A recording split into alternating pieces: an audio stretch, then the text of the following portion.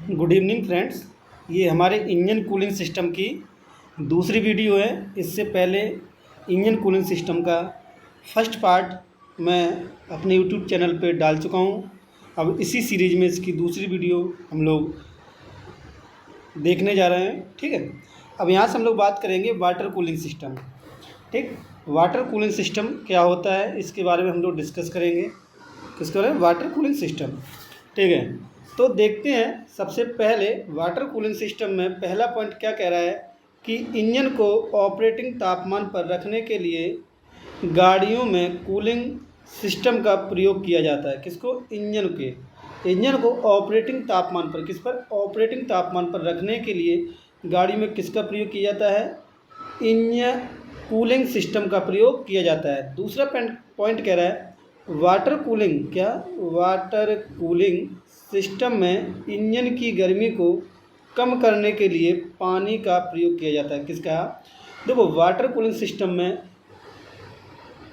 Engine की गर्मी को, किसको? इंजन की गर्मी को कम करने के लिए पानी का प्रयोग किया जाता है। तो जैसा कि हमें नाम से ही पता चल रहा है, वाटर कूलिंग सिस्टम ऐसा कूलिंग सिस्टम जिसमें या जिसके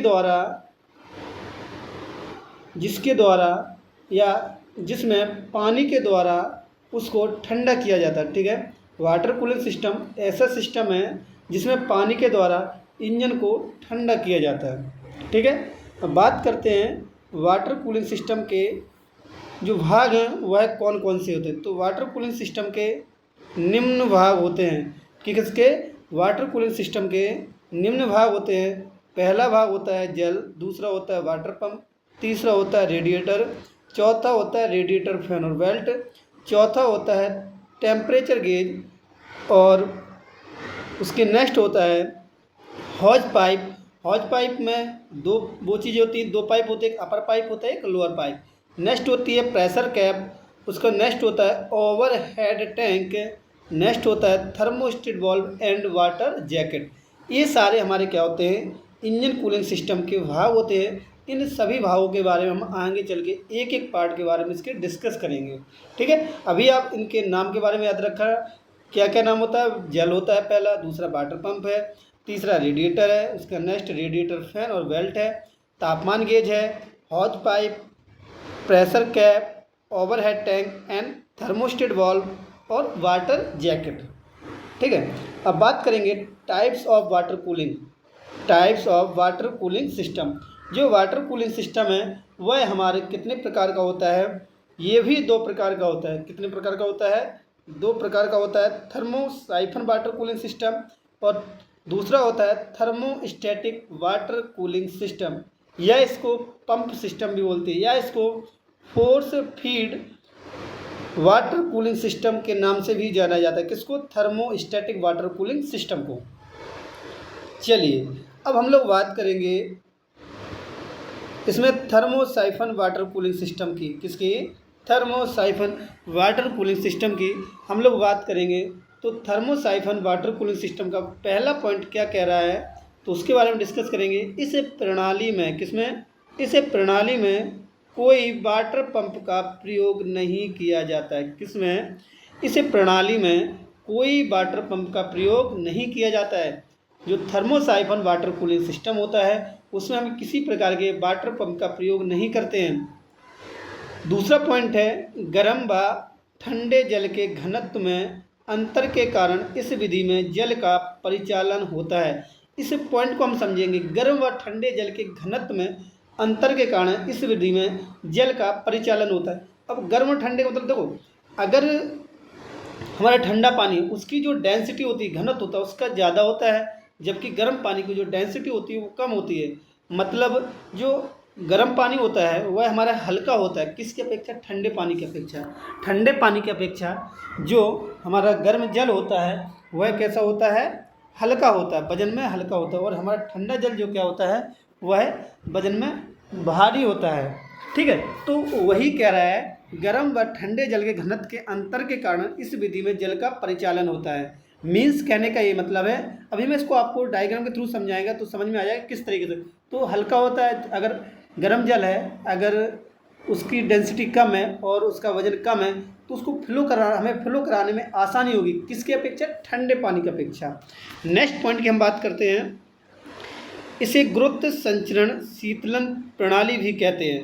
क्यों कहते हैं? क्योंकि ग्रेविटी के कारण पानी ऊपर से नीचे की ओर आता है। देखो, ग्रेविटी के बारे में आपको पता है, अगर हम कोई भी चीज़ ऊपर से नीचे की ओर फेंकते हैं, कहाँ? ऊपर से नीचे की ओर फेंकते हैं। जब हम कोई भी चीज़ ऊपर से छोड़ते हैं तो वह हमारे नीचे की ओर आती है। क्यों आती है? वो हमारी ग्रेविटी के कारण आती है। ठीक है, तो वही कह रहा है इस पॉइंट में। नेक्स्ट पॉइंट की हम लोग बात करेंगे, इसमें कह रहा है जल शीतलन प्रणाली में प्रयुक्त रेडिएटर फैन एयर को खींचता है, ना कि फेंकता है। जो हमारी वाटर कूलिंग सिस्टम है उसमें जो रेडिएटर फैन है वो हवा को क्या करता है? खींचता है, बाहर से अंदर की ओर खींचता है, ना कि अंदर से बाहर की ओर फेंकता है। यही कह रहा है। ये हमारे मन में एक भ्रम होता है लोगों के मन में कि जो हमारे रेडिएटर फैन है वो हवा को क्या करेगा? हमारे अंदर की गर्मी को बाहर फेंकेंगे। नहीं, जो बाहर की हवा को है वो क्या करता है? खींचता है अंदर की ओर। ठीक है, नेक्स्ट पॉइंट में हम बात करेंगे, इसमें क्या कह रहा है कि इस विधि में शक्ति की बचत होती है, क्योंकि वाटर पंप का प्रयोग नहीं किया जाता है या नहीं होता है। मतलब तो सीधी सी बात है, अगर हम किसी पार्ट्स को अलग से इसमें जोड़ेंगे तो उसको चलाने के लिए क्या चाहिए? हमें पावर चाहिए, और ये हमें पावर मिल कहाँ से रही है? इंजन से। तो जो हमारी पावर इंजन से मिल रही है उसमें हम अलग से एक पार्ट्स लगा देंगे, उसको चलाने के लिए हमें पावर चाहिए। तो क्या होगा? कहीं ना कहीं उस पार्ट्स के लिए भी पावर चाहिए, तो इससे क्या होगा? इंजन में पावर का लॉस भी हो सकता है। तो वही कह रहा है, इस विधि में शक्ति की बचत होती है। एक तरीके से ये सेविंग हो रही है, किसकी? पावर की सेविंग हो रही है, क्योंकि अब इसमें कोई वाटर पंप नहीं लगा है। नेक्स्ट पॉइंट कह रहा है कूलिंग कम होने की वजह से हल्के वाहनों में प्रयोग किया जाता है। हमारा थर्मोसाइफन वाटर कूलिंग सिस्टम क्या होता है? हल्के वाहनों में प्रयोग किया जाता है, क्योंकि इसकी जो कूलिंग क्या करता है? एक थोड़ा कम करता है, किसकी अपेक्षा? हमारे थर्मोस्टेटिक कूलिंग सिस्टम की अपेक्षा। वैसे यह विधि आजकल प्रचलन में नहीं है। तो ऐसी कोई बात नहीं है, क्योंकि ये विधि अब आजकल प्रयोग में नहीं लाई जाती। कौन सी विधि? थर्मोसाइफन हमारी जो वाटर कूलिंग सिस्टम है, थर्मोसाइफन वाटर कूलिंग सिस्टम की जो विधि है आजकल प्रयोग में नहीं लाई जाती है। ठीक है, अब हम लोग बात करेंगे, इसका ये डायग्राम है, तो इस डायग्राम के बारे में आपको मैं बताऊंगा। सबसे पहले इसकी जो हमारी क्या है, working of thermosiphon water cooling system. तो हम लोग पहले क्या करेंगे, जो इसकी वर्किंग है पहले इसके बारे में आपको बता दूंगा, उसके बाद मैं डायग्राम के थ्रू समझा दूंगा। ठीक है, तो सबसे पहले समझिए, पहले क्या कह रहा है ये, इंजन का तापमान, किसका? इंजन का तापमान दहन के समय 2000 से 2500 डिग्री सेल्सियस हो जाता है। क्या कह रहा है? इंजन का तापमान जो कंबसन के समय क्या हो जाता है? 2000 से 2500 डिग्री सेल्सियस हो जाता है। कितना हो जाता है? इंजन कब हो जाता है? जैसे ही हमारा कंबसन होता है पावर स्टॉक के समय, उस समय जो टेम्परेचर होता है वो 2000 से 2500 डिग्री सेल्सियस हो जाता है। इस तापमान को कम करने के लिए, किसको? इस तापमान को कम करने के लिए कूलिंग सिस्टम का प्रयोग किया जाता है। किसको? इस टेम्परेचर को कम करने के लिए कूलिंग सिस्टम का प्रयोग किया जाता है। ठीक है, तो हम लोग कूलिंग सिस्टम का प्रयोग क्यों करते हैं? क्योंकि इंजन का जो हमारा कंबसन के जो टेम्परेचर होता है वो 2000 से 2500 डिग्री सेल्सियस हो जाता है। इसी टेम्परेचर को कम करने के लिए हम लोग कूलिंग सिस्टम का प्रयोग करते हैं। नेक्स्ट पॉइंट कह रहा है थर्मोसाइफन कूलिंग में वाटर जैकेट में रहता है, यानी कि जो पानी होता है वो किस में रहता है? वाटर जैकेट में रहता है। यह वाटर जैकेट सिलेंडर के चारों तरफ लगी होती है। इंजन जब गर्म होता है तो उसके चारों तरफ लगी वाटर जैकेट का पानी भी गर्म होने लगता है। सीधी सी बात है, जो हमारी वाटर जैकेट कहाँ लगी हैं? इंजन के चारों तरफ लगी हैं। किसके? सिलेंडर के चारों तरफ लगी हैं। जब सिलेंडर के चारों तरफ लगी हैं तो हमारा जब सिलेंडर गर्म होगा तो गर्म होने के बाद जो वाटर जैकेट के अंदर जो पानी भरा हुआ है वो भी क्या होता है? गर्म होने लगता है। उसके बाद कह रहा है वाटर के गर्म होने से उसकी डेंसिटी कम हो जाती है। पहले ही मैंने आपको क्लियर कर दिया है कि अगर हमारा पानी गर्म हो रहा है तो उसकी डेंसिटी क्या होगी? कम हो जाएगी। यह गर्म पानी अपर हॉज पाइप की सहायता से रेडिएटर के अपर टैंक में जाता है। किसमें? रेडिएटर के अपर टैंक में जाता है।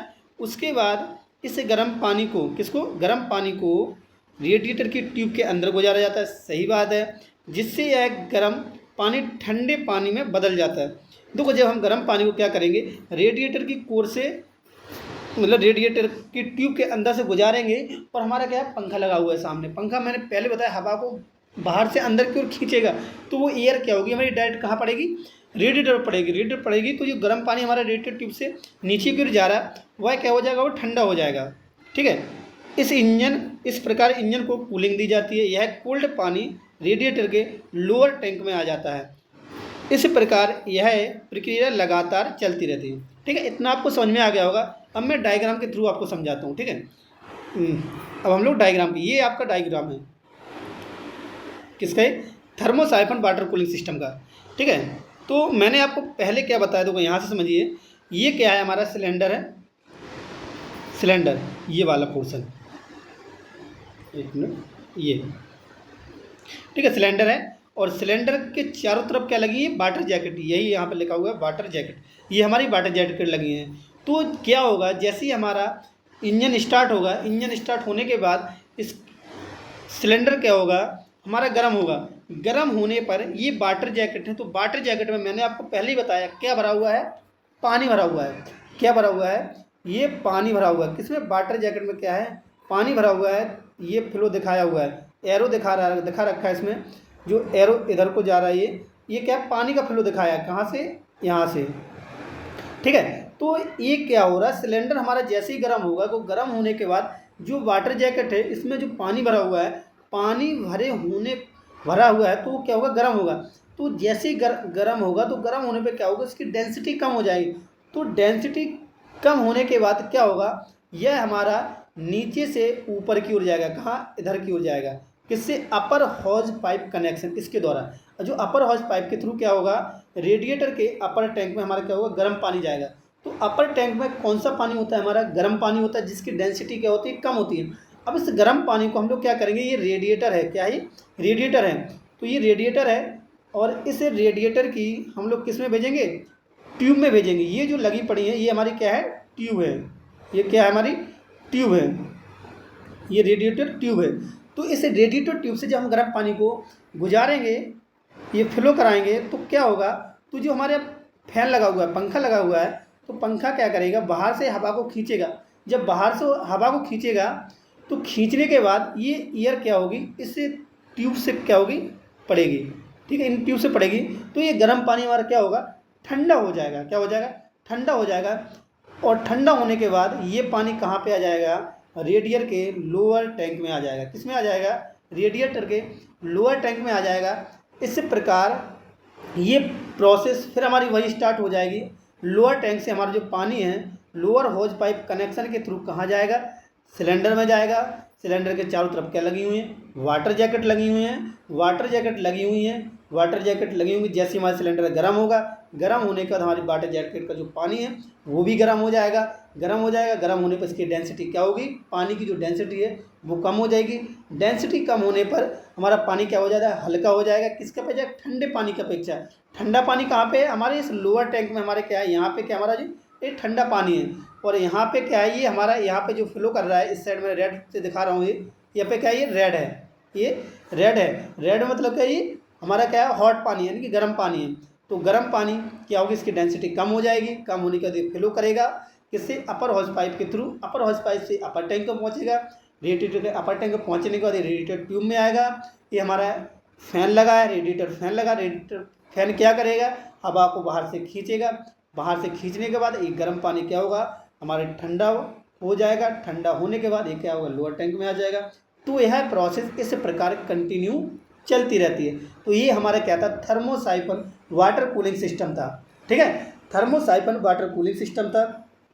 इसमें हम लोग क्या होता है, इसमें गर्म और ठंडे पानी की डेंसिटी के अंतर के आधार पे काम करता है। ठीक है, इतना ध्यान रखना। अब चलते हैं आगे की ओर हम लोग। ठीक, अब बात करते हैं नेक्स्ट हमारी है अब देखो मैंने पहले बताया वाटर कूलिंग सिस्टम दो प्रकार का होता है। थर्मोसाइफन वाटर कूलिंग सिस्टम के बारे में हम लोग डिस्कस कर चुके हैं। नेक्स्ट है हमारा थर्मोस्टैटिक वाटर कूलिंग सिस्टम। क्या है, थर्मोस्टैटिक वाटर कूलिंग सिस्टम।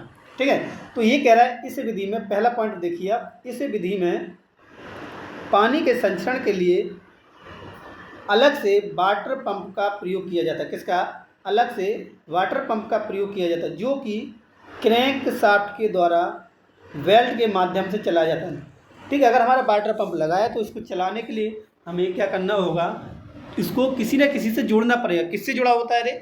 ये हमारा क्रैंक शाफ्ट के द्वारा जुड़ा हुआ रहता है। किसके द्वारा? क्रैंक शाफ्ट के द्वारा जुड़ा हुआ रहता है। क्या जुड़ा हुआ था? हमारा वाटर पंप। ये आपका क्वेश्चन पेपर में पूछा जा सकता है कि जो हमारा थर्मोस्टैटिक वाटर कूलिंग सिस्टम है उसमें जो हमारा वाटर पंप होता है वह किसके द्वारा या उसको किसके द्वारा ड्राई मिलती है? तो उसको जो ड्राई मिलती है वो हमारी क्रैंक शाफ्ट के द्वारा मिलती है। किसके द्वारा मिलती है? क्रैंक शाफ्ट के द्वारा मिलती है। नेक्स्ट पॉइंट की हम बात करते हैं, थर्मोस्टेट वाल्व वाटर आउटलेट में लगा रहता है। ये हमारा क्या है? थर्मोस्टैटिक कूलिंग सिस्टम का एक पार्ट है। क्या है? एक पार्ट है। तो क्या है? थर्मोस्टेट वाल्व जो कहाँ पे लगा रहता है? वाटर आउटलेट पर लगा रहता है। नेक्स्ट पॉइंट की हम लोग बात करेंगे, वाटर पंप वाटर इनलेट में लगा रहता है। ठीक है, जहाँ से हमारा पानी प्रवेश होता है वहीं पे क्या होता है? हमारा वाटर पंप लगा रहता है। ठीक है, इंजन से आने वाले गर्म पानी का तापमान थर्मोस्टेट वाल्व के द्वारा मापा जाता है। तो थर्मोस्टेट वाल्व क्या करता है? जो इंजन के द्वारा हमारा जो पानी आ रहा है उसके टेम्परेचर को मेजर करने का काम करता है। क्या करता है? Thermostat valve. नेक्स्ट पॉइंट की बात करेंगे, अगर पानी का तापमान 80 डिग्री सेल्सियस से कम है, किससे? 80 डिग्री सेल्सियस से कम है, तो थर्मोस्टेट वाल्व जल को रेडिएटर में न भेजकर बाईपास से वापस भेज देगा। ठीक है, तो इसके बारे में अभी डायग्राम में थोड़ा आपको समझाऊँ बहुत अच्छे से। तो अभी एक चीज़ ध्यान रखना कि जो हमारा थर्मोस्टेट वाल्व है वो कितने डिग्री सेल्सियस पे खुलता है? तो वो हमारा 80 डिग्री सेल्सियस पे खुलता है। यहाँ पे कह रहा है कि अगर पानी का तापमान 80 डिग्री सेल्सियस से कम है तो थर्मोस्टेट वाल्व जल को रेडिएटर में ना भेजकर बाईपास से वापस भेज देगा। तो यहाँ पे कह रहा हूँ थर्मोस्टेट वाल्व हमारा खुल ही नहीं रहा। कहाँ पे? 80 डिग्री सेल्सियस पे। 80 डिग्री सेल्सियस पे हमारा थर्मोस्टेट वाल्व नहीं खुल रहा है। ठीक है, अगर जो हमारा पानी है, वाटर है, उसका टेम्परेचर 80 डिग्री से अधिक है तभी हमारा थर्मोस्टेट वाल्व खुलेगा, उसको पानी को रेडिएटर में भेजेगा, ना तो उसको बाईपास के थ्रू नीचे भेज देता है। ठीक है, नेक्स्ट बात करते हैं नेक्स्ट पॉइंट की, इसे पंप संचरण विधि, फोर्स फीड विधि, पॉजिटिव संचरण विधि के नाम से भी जाना जाता है। ये थर्मोस्टैटिक वाटर कूलिंग सिस्टम के और भी नाम से इसको जाना जाता है। इसको पंप संचरण विधि कहते हैं, फोर्स फीड विधि एवं पॉजिटिव संचरण विधि के नाम से भी इसको जाना जाता है। किसको? थर्मोस्टैटिक वाटर कूलिंग सिस्टम को। चलिए नेक्स्ट, ये हमारा डायग्राम है। ठीक है, ये क्या है? हमारा डायग्राम है। चलो, तो सबसे पहले हम लोग मैं आपको डायग्राम के बारे में बता देता हूँ, इसकी जो वर्किंग है वो क्या है, किस तरीके से काम करता है। ठीक है, चलिए देखो, सबसे पहले आप लोग यहाँ पे कुछ ये जो पार्ट्स हैं उनके बारे में आपको बता दूं। क्या? इनके जो पार्ट्स हैं उनके बारे में बता दूं। ये क्या है? हमारा ये लगा हुआ है, देखो ये जो पूरी असेंबली दिख रही है ना, ये असेंबली, ये पूरी क्या हमारी रेडिएटर है। क्या है?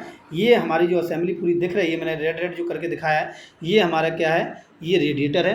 ठीक है, इसको मैं मिटा दे रहा हूँ। चलो अब मैं बताता हूँ रेडिएटर में कौन कौन से पार्ट्स होते हैं। पहला हमारा होता है फिलर कैप।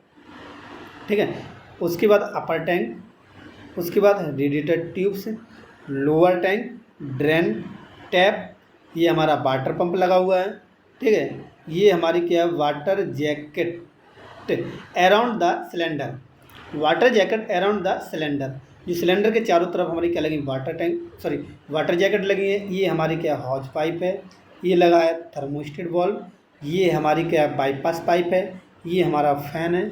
ठीक है, इनके बारे में एक एक पार्ट्स के बारे में आपको डिस्कस करके बता दूँगा।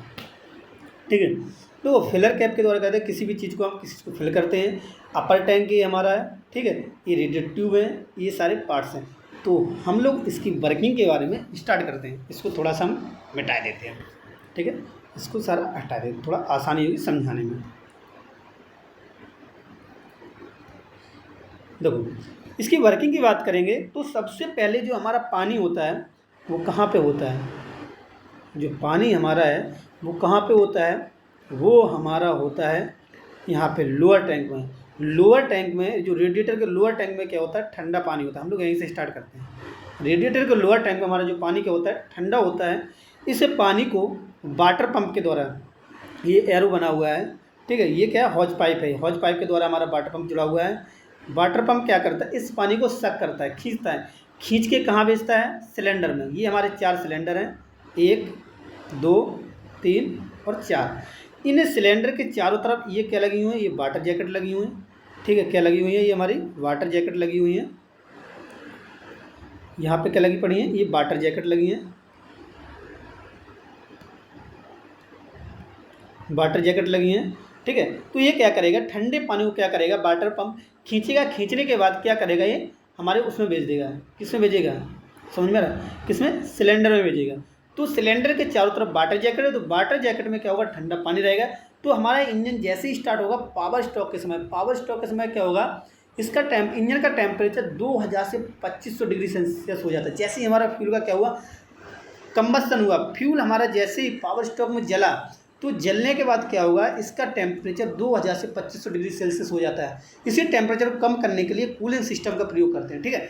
तो क्या होगा, इन वाटर जैकेट, ये इंजन गर्म होगा, गर्म होने के बाद ये पानी क्या है, जो वाटर जैकेट में पानी है वो क्या हो जाएगा वो भी पानी क्या होगा, गर्म हो जाएगा। तो पानी जैसे ही गर्म होगा, तो गर्म होने के बाद इस हॉज पाइप से, किससे, हॉज पाइप से, हॉज पाइप से, इस वाली हॉज पाइप से क्या होगा, थर्मोस्टेट वाल्व के पास जाएगा।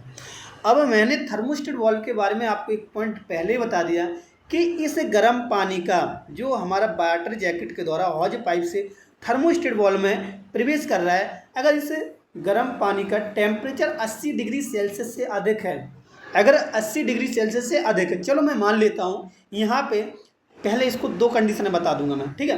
पहला पॉइंट मैं बता रहा हूँ कि इस जो पानी है इसका टेम्परेचर 80 डिग्री सेल्सियस से अधिक है, तो ठीक है 80 डिग्री सेल्सियस से अधिक है, तो क्या होगा, ये हमारा थर्मोस्टेट वाल्व खुल जाएगा। ये क्या हो जाएगा, थर्मोस्टेट वाल्व हमारा क्या होगा, ओपन हो जाएगा। ओपन होने के बाद क्या होगा, ये पानी हमारा कहाँ आ जाएगा, हॉज पाइप के थ्रू अपर टैंक में आ जाएगा, रेडिएटर के अपर टैंक में आ जाएगा, यहाँ पे आ जाएगा। तो क्या होगा, इस अपर टैंक में क्या होगा, हमारा पानी आ जाएगा, गर्म पानी आ गया, गर्म पानी आएगा। इस गर्म पानी को हम लोग क्या करेंगे, रेडिएटर की ट्यूब्स है, उन ट्यूब से क्या करेंगे, इसको फ्लो कराएंगे। ये हमारी रेडिएटर ट्यूब्स लगी पड़ी हैं, इन ट्यूब से फ्लो कराएंगे। तो क्या होगा, जैसे ही हमारा पानी रेडिएटर ट्यूब से नीचे की ओर आएगा, तो हमारा गर्म पानी क्या होगा, ठंडे पानी में परिवर्तित होता जाएगा। कैसे होगा, क्योंकि जो हमारा फैन लगा हुआ है, फैन क्या करेगा, बाहर से एयर को खींचेगा, कहाँ से, इधर से एयर को खींचेगा, इधर से, ठीक है, बाहर से अंदर की ओर खींचेगा। जब वो बाहर से अंदर की ओर खींचेगा, तो क्या होगा, हवा को खींचेगा, हवा को खींचने के बाद इससे गर्म पानी पे बाहर की हवा क्या होगी, पड़ेगी। हवा पड़ने के बाद क्या होगा, ये जो हमारा गर्म पानी है वो किस में कन्वर्ट हो जाएगा, यानी कि ठंडे पानी में। तो इस प्रकार हमारा गर्म पानी क्या होगा, ठंडे पानी में कन्वर्ट हो गया। तो यह जो पानी है कहाँ पे आ जाएगा, हमारे इंजन के लोअर, इंजन के रेडिएटर के लोअर टैंक में आ जाएगा, यहाँ पे आ जाएगा, लोअर टैंक में आ जाएगा। तो इस प्रकार यह प्रक्रिया कंटिन्यू चलती रहती है। तो इस प्रकार यह प्रक्रिया क्या होती है, हमारी कंटिन्यू चलती रहती है। अभी मैंने आपको बताया था कि थर्मोस्टेट वाल्व का टेम्परेचर क्या था, 80 डिग्री से अधिक था। तब हमारा क्या हुआ, थर्मोस्टेट वाल्व ओपन कंडीशन में होगा। जैसे ही ओपन हुआ तो पानी को क्या किया, उसने आगे भेज दिया, किसमें, अपर टैंक में, ठीक है।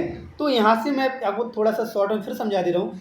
ये हमारा लोअर टैंक है, ठीक है, लोअर टैंक है। लोअर टैंक से हमारा पानी कहाँ जाएगा, वाटर पंप में जाएगा। वाटर पंप क्या करेगा, पानी को खींचेगा, खींचने के बाद कहाँ भेजेगा, सिलेंडर में भेजेगा। सिलेंडर के चारों तरफ हमारी वाटर जैकेट लगी है। वाटर जैकेट में क्या होगा, हमारा पानी गर्म हो जाए, क्योंकि सिलेंडर हमारा चारों तरफ, सिलेंडर क्या हो जाएगा, गर्म हो जाएगा। गर्म होने का हमारा पानी जो है क्या हो जाएगा, गर्म हो जाएगा, क्योंकि सिलेंडर के चारों तरफ हमारी वाटर जैकेट लगी है। उन वाटर जैकेट में जो पानी गर्म है, उस गर्म पानी को हॉज पाइप में भेजेंगे। ये यहाँ पे क्या है, इस पानी का टेम्परेचर क्या है, 80 डिग्री से अधिक है। 80 डिग्री से अधिक है तो थर्मोस्टेट वाल्व खुल जाएगा। थर्मोस्टेट वाल्व खुल गया तो इस पानी को हम लोग कहाँ भेज देंगे, रेडिएटर के अपर टैंक में भेजेंगे। अपर टैंक में भेजने के बाद इस पानी को रेडिएटर ट्यूब से नीचे की ओर भेजा जाएगा। नीचे से ओर भेजने के बाद क्या होगा, फैन हमारा क्या होगा, हवा को बाहर से अंदर की ओर खींचेगा तो क्या होगा, एक गर्म पानी क्या होगा, ठंडे में कन्वर्ट हो जाएगा। तो ये पानी कहाँ जाएगा, फिर से हमारे लोअर टैंक में आ जाएगा। इस प्रकार यह प्रक्रिया हमारी कंटिन्यू चलती रहती है। अब हम बात करते हैं यहाँ पे क्या है, इस वाटर जैकेट के द्वारा जो हमें पानी मिला है, इसका जो टेम्परेचर है, इस गर्म पानी का टेम्परेचर 80 डिग्री से कम है। किससे, 80 डिग्री से कम है। तो क्या होगा, यह थर्मोस्टेट वाल्व किस कंडीशन में रहेगा, मैं ब्लैक से दिखा रहा हूँ, ये क्लोज दिखा रहा हूँ, ये क्लोज कंडीशन में है। ये क्या है, बंद कंडीशन में। अगर बंद कंडीशन में है तो क्या होगा, यहाँ पे क्या होगा, तो यहाँ पे थर्मोस्टेट वाल्व बंद रहेगा। बंद होने के बाद हमारा जो पानी है वो रेडिएटर में नहीं जाएगा। कहाँ नहीं जाएगा? रेडिएटर में नहीं जाएगा। ये बाईपास के द्वारा, किसके द्वारा? ये बाईपास पाइप के द्वारा नीचे की ओर आएगा। नीचे की ओर आने के बाद सीधा यहाँ हॉज पाइप में देगा। हॉज पाइप से ये वाटर पंप क्या करेगा? इस पानी को हमारे क्या करेगा? सिलेंडर में भेज देगा। कहाँ? कब भेजेगा? जब हमारे जो पानी है उसका टेम्परेचर कितना है? 80 डिग्री से कम है। तब क्या करेगा? थर्मोस्टेट वाल्व हमारा ओपन ही नहीं होगा। ओपन नहीं होगा तो क्या करेगा? बाईपास पाइप के द्वारा इस पानी को क्या करेगा? सीधा नीचे भेज देगा हॉज पाइप में। हॉज पाइप भेजने के बाद वाटर पंप क्या करेगा? इसको ऊपर भेज देगा। किसमें? सिलेंडर में। समझ में आया? ये हमारा क्या था? Thermostatic water cooling system. Water cooling system दो प्रकार का होता है, thermosiphon and thermostatic water cooling system. चलिए अब बात करते हैं इसके एडवांटेज और डिसएडवांटेज वाटर कूलिंग सिस्टम के। जो हमारा वाटर कूलिंग सिस्टम है उसका लाभ हानि। ठीक है, तो लाभ क्या होता है वाटर कूलिंग सिस्टम का? इस विधि में पहला पॉइंट, इस विधि में पानी का सीधा संपर्क दहन कक्ष की दीवारों से होता है, जिससे इंजन जल्दी ठंडा होता है। सही बात है, सीधी सी बात, अभी मैंने आपको समझा है। इस विधि में पानी का सीधा संपर्क क्या होता है? कंबसन चैम्बर की दीवारों से होता है, जिससे इंजन जल्दी ठंडा हो जाता है। नेक्स्ट पॉइंट की बात करिए। ये कह रहा है वाटर जैकेट में पानी भरा होने की वजह से इंजन आवाज़ कम आएगी। इंजन से क्या होगी? आवाज़ कम आएगी। ठीक है, वाटर जैकेट में पानी भरा होने की वजह से इंजन आवाज़ कम आएगी। इंजन से आवाज़ कम आएगी। ठीक है, इसके हम हानियों के बारे में बात करेंगे। तो हानियों के बारे में बात करेंगे। पहला इसका जो पॉइंट है हानि में, रेडिएटर, वाटर पंप आदि के प्रयोग के कारण वजन ज़्यादा हो जाए। किसका? वाटर कूलिंग सिस्टम में रेडिएटर लगा होगा, वाटर पंप लगा होगा, इन सभी के कारण क्या होगा? इसका वजन ज़्यादा हो जाएगा। वाटर पंप को चलने के लिए एक्स्ट्रा पावर की ज़रूरत पड़ती है। बिल्कुल सही है, जो हमारा वाटर पंप है उसको चलाने के लिए एक्स्ट्रा पावर की ज़रूरत पड़ती है। इस कूलिंग सिस्टम में ज़्यादा मेंटेनेंस की ज़रूरत पड़ती है।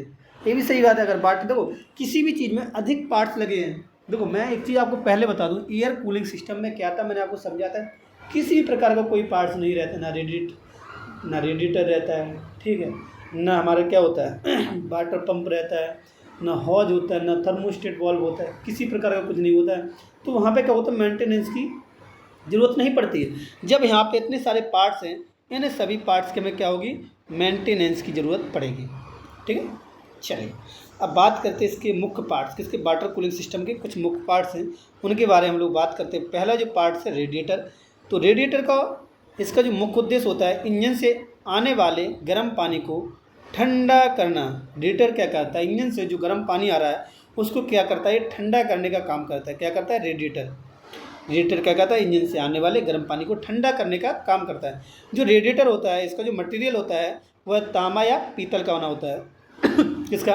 तांबा या पीतल का हमारा रेडिएटर बना होता है। रेडिएटर के मुख्य भाग है। पहला जो भाग होता है वो अपर हॉज पाइप होता है, मैंने बताया ऊपर की ओर अपर हॉज पाइप होता है। नीचे क्या होता है? लोअर हॉज पाइप होता है। ये कोर्स होती हैं, प्रेशर कैप लगा होता है, रेडिएटर कैप लगा होता है, ड्रेन प्लग लगा रहता है। ये सारे क्या होते हैं? हमारे रेडिएटर के पार्ट्स होते हैं। ठीक है, ये हमारा क्या है? रेडिएटर है, देख लीजिए। ये दिखा हुआ है टॉप टैंक, इनलेट पॉट। ये हमारा अपर टैंक है और ये हमारा क्या है? इनलेट पॉट है। इससे क्या होता है? हमारा पानी अंदर आता है। ठीक है, ये क्या होती हैं? Cooling tubes and fins. ये वाली, ये क्या है? हमारे फिन्स लगी हुई हैं। ये आउटलेट पोर्ट्स है। मतलब क्या है? इससे क्या होता है? हमारी पानी है रेडिएटर का बाहर की ओर आता है। एक तरफ से हमारा क्या होगा? फिल होगा और दूसरी से क्या होगा? बाहर आएगा।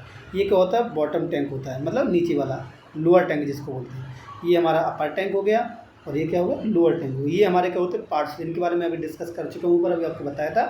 ठीक है, अच्छे से। अब बात करते हैं टाइप्स ऑफ रेडिएटर कोर। जो रेडिएटर कोर होती है वह कितने प्रकार की होती है? तो रेडिएटर कोर भी दो प्रकार की होती है। कितने प्रकार की होती है? दो प्रकार की। पहली होती है ट्यूबुलर कोर और दूसरी होती है सेलुलर कोर। पहला क्या होता है?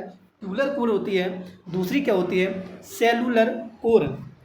ठीक है, चलिए ट्यूबुलर कोर क्या होती है? ट्यूबुलर कोर में क्या होता है कि जो ट्यूबुलर कोर होती है इसमें पानी ट्यूब के अंदर बहता है। किसमें? ट्यूबुलर कोर होता है उसमें जो पानी होता है वो ट्यूब से, नाम से समझिए ट्यूबुलर कोर। तो ट्यूबुलर कोर में क्या होगा, जो ट्यूब के अंदर क्या रहेगा, पानी बहता है, बट ट्यूब के चारों तरफ हवा गुजारी जाती है। जो ट्यूब से हॉजन ट्यूब अगर आपने देखी होगी, अगर कोई पाइप ले लीजिए, मैं एक पाइप के द्वारा आपको समझा रहा हूँ, पाइप कोई मैं ट्यूब का नाम दे दूंगा। अगर पाइप है, उस पाइप के अंदर क्या होगा, हमारा पानी होगा, ठीक है, पाइप के अंदर क्या होगा, पानी होगा, और जो पाइप के बाहर क्या करेंगे, उसके चारों तरफ क्या करेंगे, हवा को गुजारी जाती है। जो ट्यूबुलर कोर है यह पीतल की बनी होती है। किसकी बनी होती है, पीतल की बनी होती है। ट्यूबुलर कोर क्या होता है, इसमें पानी ट्यूब के अंदर बहता है, वह ट्यूब के चारों तरफ हवा गुजारी जाती है। जो ट्यूब होती है उसके चारों तरफ क्या होती है, हवा। यह बनी किसकी होती है, पीतल की बनी होती है। ये हमारा इसका ट्यूबुलर रेडिएटर सेक्शन बना पड़ा है, ठीक है, ये कोर है, ठीक है। इसमें क्या होगा, ट्यूब के अंदर पानी रहेगा, ये ट्यूब समझ लीजिए, कैसे समझाऊँ आपको, ये वाटर पैसेज है, ठीक है, वाटर पैसेज में पानी भरने के लिए जगह है, ठीक है। चलिए अब बात करते हैं सेलुलर कोर की। किसकी बात है, सेलुलर कोर। तो सेलुलर कोर है, सेलुलर कोर में ट्यूब के अंदर हवा बहती है। किसमें, ट्यूब के अंदर क्या होती है, हवा रहती है, इसके चारों तरफ पानी गुजारा जाता है। सेम जस्ट उल्टा है किसका, ट्यूबुलर कोर के जस्ट उल्टा है। उसमें क्या था, ट्यूब के अंदर पानी था, इसमें ट्यूब के अंदर क्या है, हवा है, बस इसको चारों तरफ पानी को गुजारा जाता है, ठीक है। यह सर्वाधिक प्रयोग होने वाली रेडिएटर कोर है। इसका प्रयोग सबसे ज़्यादा किया जाता है किसका, सेलुलर कोर का। यह पीतल की बनी होती है। इसे हनीकॉम्ब रेडिएटर कोर भी कहते हैं। सेलुलर प्रकार की कोर की शीतलन दर ट्यूबुलर से ज़्यादा होती है। देखो सीधी सी बात, अभी मैंने एक पॉइंट आपको बताया, ये वाला पॉइंट, यह सर्वाधिक प्रयोग होने वाली रेडिएटर। ये सर्वाधिक प्रयोग क्यों होगी, क्योंकि उससे अच्छी है सीधी। अगर हम किसी चीज़ का बार बार उपयोग कर रहे हैं या उसको उपयोग कर रहे हैं दूसरी चीज़ की अपेक्षा में, तो मतलब क्या है, उसे दूसरी चीज़ की अपेक्षा पहली चीज़ हमारी क्या है, अच्छी है, तभी हम पहली चीज़ का उपयोग कर रहे हैं। तो वही है, जो सेलुलर कोर है वो सेलुलर प्रकार की कोर की शीतलन दर ट्यूबुलर कोर से ज़्यादा होती है। इसकी जो कूलिंग की जो दर है वो क्या होती है, ज़्यादा होती है, मतलब सही प्रकार से कूलिंग करती है हमारी क्या, सेलुलर प्रकार की कोर। ये हमारा इसका डायग्राम है सेलुलर रेडिएटर सेक्शन का। अब बात करते हैं प्रेशर कैप का। किसकी, प्रेशर कैप या रेडिएटर कैप। यह पानी का दाब नियंत्रण करके रखती है, वह रेडिएटर को फटने से बचाती है। क्या, प्रेशर कैप। प्रेशर कैप और रेडिएटर का बात एक ही है, यह पानी का दाब नियंत्रित करने का काम करती है। जो हमारा पानी का प्रेशर होता है उसको कंट्रोल करने का जो काम करती है वो हमारी प्रेशर कैप करती है, और रेडिएटर को फटने से बचाती है। जो हमारा रेडिएटर है उसको क्या करेगी, है फटने से बचाती है, क्या, प्रेशर कैप। रेडिएटर कोर में 2 बॉल्व लगे रहते हैं। किसमें, जो रेडिएटर कोर होता है उसमें 2 बॉल्व लगे होते हैं। पहला होता है प्रेशर बॉल्व, जिसे प्रेशर गेज के नाम से जाना जाता है। दूसरा होता है वैक्यूम बॉल्व, जिसे वैक्यूम गेज के नाम से जाना जाता है, ठीक है। ये हमारे 2 क्या होते हैं, बॉल्व लगे रहते हैं। प्रेशर कैप का सबसे महत्वपूर्ण कार्य पानी का क्वथनांक बिंदु यानी कि बॉइलिंग पॉइंट बढ़ाना है। जो प्रेशर कैप होती है वो क्या करती है, जो हमारा वाटर होता है उसके बॉइलिंग पॉइंट को बढ़ा देती है। किसको, बॉइलिंग पॉइंट को बढ़ा देती है प्रेशर कैप। चलिए ये क्या हमारी प्रेशर कैप है, हमारी क्या है, प्रेशर कैप है। चलिए नेक्स्ट बात करेंगे anti freeze material. Anti freeze material, इस पदार्थ की सहायता से पानी का जमाव बिंदु यानी कि फ्रीजिंग पॉइंट को कम किया जाता है। एंटी फ्रीज मटेरियल ऐसे मटेरियल होते हैं जो क्या करते हैं, हमारे पानी को जमने से बचाते हैं। इसको हम लोग कहाँ पे यूज करते हैं, अधिक सर्दियों वाले स्थान पे, ठीक है, अधिक सर्दियों वाले स्थान पे इसको उपयोग करते हैं एंटी फ्रीज मटेरियल का। तो पानी को ये क्या करता है, जमने से रोकता है। जैसे एंटी फ्रीज मटेरियल में क्या है, वुड एल्कोहल, ग्लिसरीन और एथाइल, ठीक है। एंटी फ्रीज मटेरियल क्या करता है, हमारे पानी को जमने से रोकता है। ओवरहेड टैंक, नेक्स्ट हमारा पार्ट क्या है, ओवरहेड टैंक। तो ओवरहेड टैंक क्या है, जब पानी गर्म होकर फैलता है तब अतिरिक्त पानी इस टैंक में चला जाता है, जब पानी कमी होती है वापस आ जाता है। तो ओवरहेड टैंक में क्या होगा, जब हमारा पानी गर्म होगा तो क्या होगा, गर्म होने पे क्या होगा, वाष्प बनेगी, वाष्प बनेगी, वाष्प बनने पर वह वाष्प कहाँ चली जाएगी, ओवरहेड टैंक में चली जाएगी। ओवरहेड टैंक में जाएगी तो ओवरहेड टैंक में जाने के बाद क्या होगी, वह इकट्ठी हो जाएगी।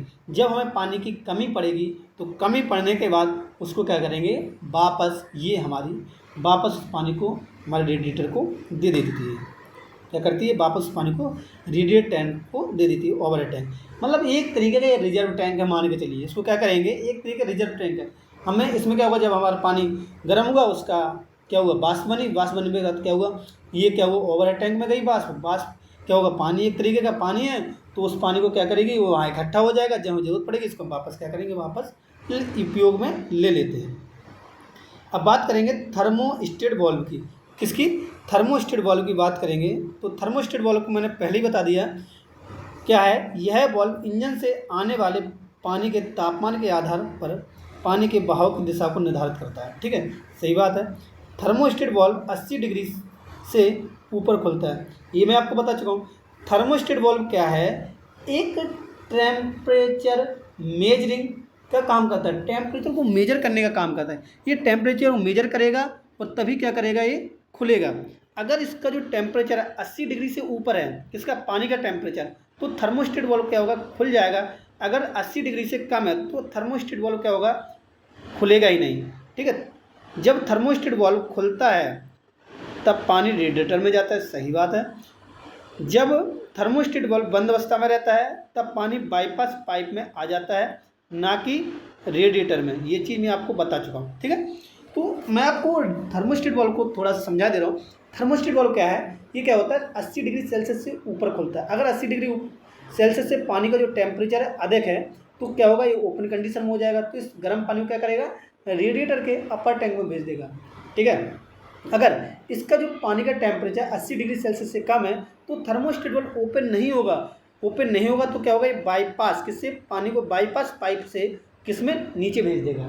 ठीक है, चलिए टाइप्स ऑफ, चलिए थोड़ा सा और लास्ट ही है हमारा, तो बात करते हैं इसमें टाइप्स ऑफ थर्मोस्टेट वाल्व।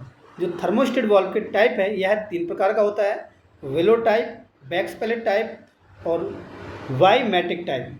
ठीक है, तो नोट देखिए क्या कह रहा है, आजकल आधुनिक गाड़ियों में wax pellet type thermostat valve का प्रयोग किया जाता है। किसका, जो बैक्स पैलेट, ये वाला, कौन सा, ये वाला जो हमारा थर्मोस्टेट वाल्व है, इसका सबसे अधिक प्रयोग किया जाता है, पहले वाले का।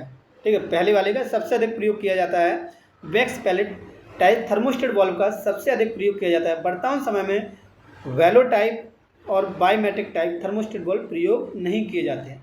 ठीक है, तो इस प्रकार के जो हमारे 2 बैक्स पैलेट और वेलो टाइप और बायोमेट्रिक टाइप जो हमारे थर्मोस्टेट वाल्व है, इनका प्रयोग हमारे इस समय नहीं किया जाता है। इस समय जो प्रयोग किया जाता है किसका, बैक्स पैलेट थर्मोस्टेट वाल्व का प्रयोग किया जाता है। तो ये हमारा क्या हो गया, कूलिंग सिस्टम के बारे में अभी मैंने आपको बताया हुआ है। ठीक है, ये हमारा जो कूलिंग सिस्टम है 2 पार्ट से मैंने कंप्लीट किया है। जिसने भी अगर पहला पार्ट नहीं देखा है, जिस भाई बहन ने हमारा इंजन कूलिंग सिस्टम का फर्स्ट पार्ट नहीं देखा, तो पहले आप लोग इंजन कूलिंग सिस्टम का फर्स्ट पार्ट देखिए, उसके बाद इसका जो इंजन कूलिंग सिस्टम का दूसरा पार्ट देखिए, तब आपको चीज़ें एकदम क्लियर हो जाएंगी। Thank you. आज की क्लास हम लोग यहीं तक रखते हैं। आप लोग सामने एक नया टॉपिक लेके बहुत जल्दी मैं आऊँगा। थैंक यू, धन्यवाद।